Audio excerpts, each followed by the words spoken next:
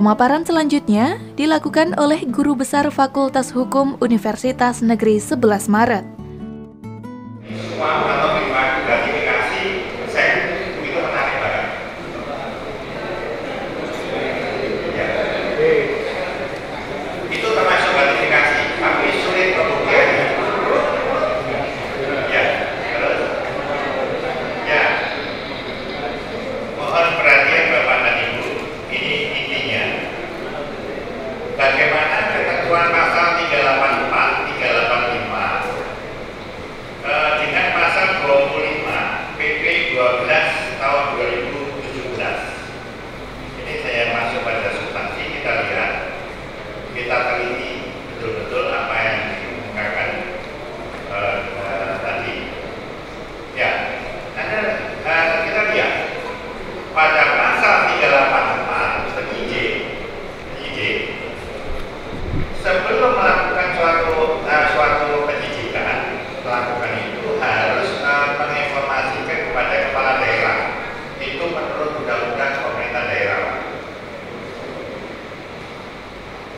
Ya, jadi seperti itu, melakukan pelanggaran hukum dalam jabatannya.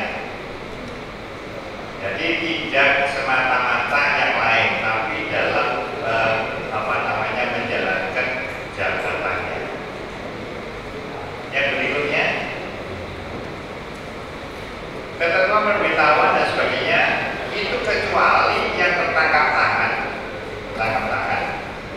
kemudian disangka melakukan tindak pidana yang ancamannya 5 tahun, disangka melakukan tindak pidana kejahatan terhadap keamanan negara.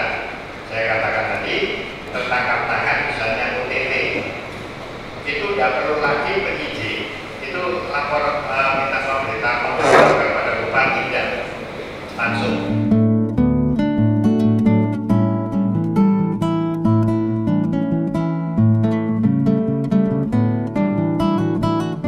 Dari banyaknya kasus yang dilaporkan oleh masyarakat, kebanyakan adalah laporan tentang perbuatan. Di antaranya, seperti penyimpangan yang dilakukan oleh aparatur sipil negara.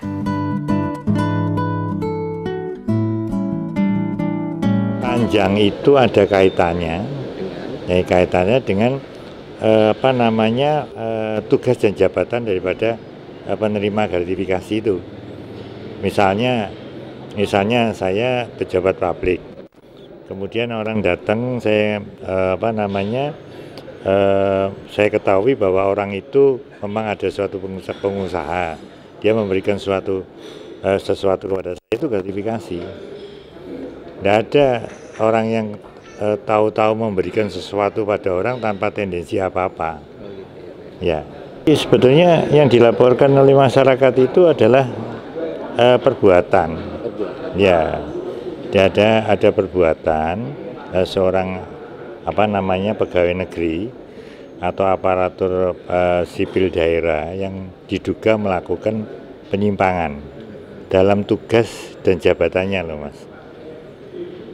Kalau bukan pada tugas dan jabatannya, itu urusan pribadi. Jadi saya katakanlah bahwa yang diatur dalam PP itu dalam tugas dan jabatannya sebagai aparatur sipil negara. Itu.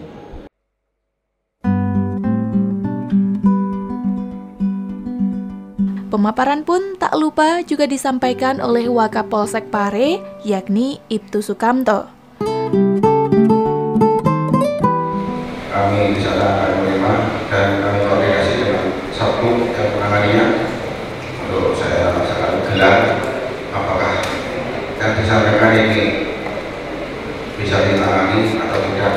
Maka akan melihat dulu bila mana memenuhi syarat atau unsur-unsurnya, maka akan mengambil layani untuk laporannya dan seterusnya diadakan untuk pemberkasan berita acara pemeriksaan pada yang bersangkutan.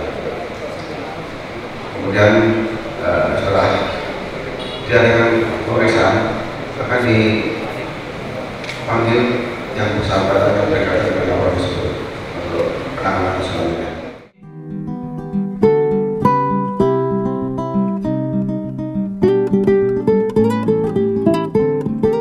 Kapolres Kediri AKBP Sumaryono menilai bahwa kegiatan ini sangat baik karena guna meluruskan kembali sinergitas yang baik antara pemerintah daerah dengan para aparat penegak hukum. Acara pagi ini yang digagas oleh Bupati Kediri terkait dengan sinergitas antara APIP dengan APH dalam kacamata perspektif Undang-Undang Nomor 23 Tahun 2014 tentang pemerintah daerah, maka ini sangat baik sekali. Terutama ini juga meluruskan kembali sinergitas yang sudah tercapai selama ini antara pemerintah, terutama pemerintah daerah dengan aparat penegak hukum. Dan hari ini juga sudah ada dari kepolisian dan juga dari kejaksaan. Karena memang ini sebenarnya undang-undang yang lama dan memang perlu kita luruskan kembali. Terkait dengan pembangunan yang ada di Kediri, ini memang perlu dikawal dengan undang-undang ini, terutama terkait dengan penegakan hukumnya.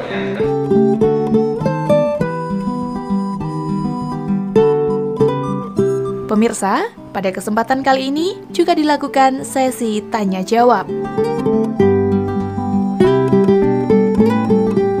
Bagaimana caranya membangun sinergitas antara APIP dan APH?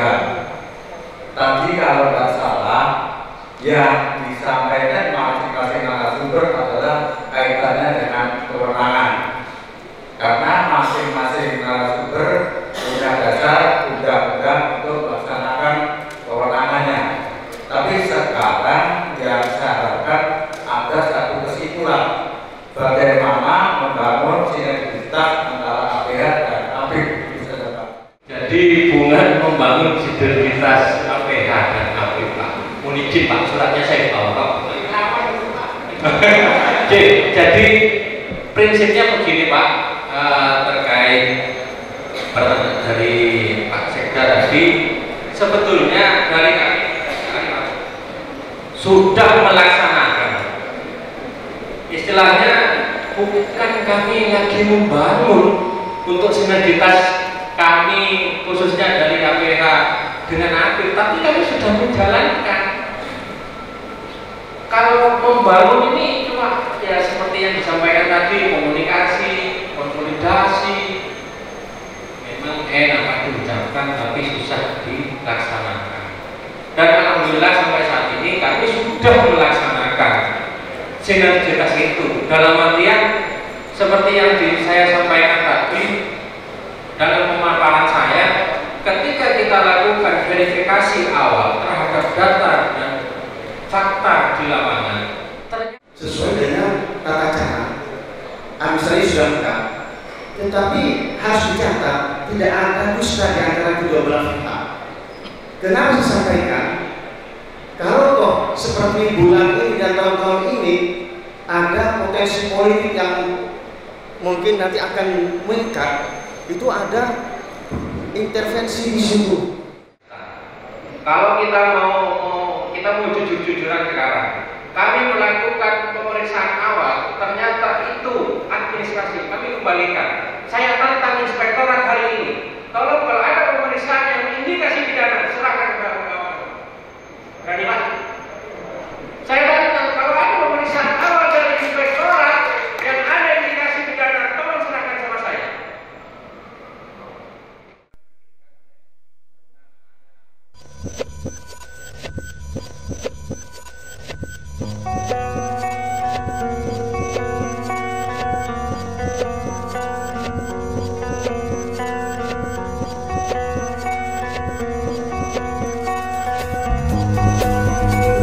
Belum tentu banyak yang ditindak. Kalau kita sudah sosialisasi dan mereka sadar ya sedikit. Saya inginnya kalau memang ada kerugian seperti BPK itu, kerugian negara, kita beri waktu 30 hari kembalikan. Kalau tidak, kita serahkan ke APH gitu. Melalui kegiatan ini diharapkan setiap laporan atau pengaduan masyarakat direspon dengan baik. Selain itu, juga diharapkan sinergi antara aparat penegak hukum dengan aparat pengawasan internal pemerintah bisa bekerja dengan baik sesuai prosedur. Akhirnya saya Yumita Agustina mewakili kerabat kerja yang bertugas pamit undur diri. Terima kasih atas kebersamaan Anda. Sampai jumpa dan salam JTV.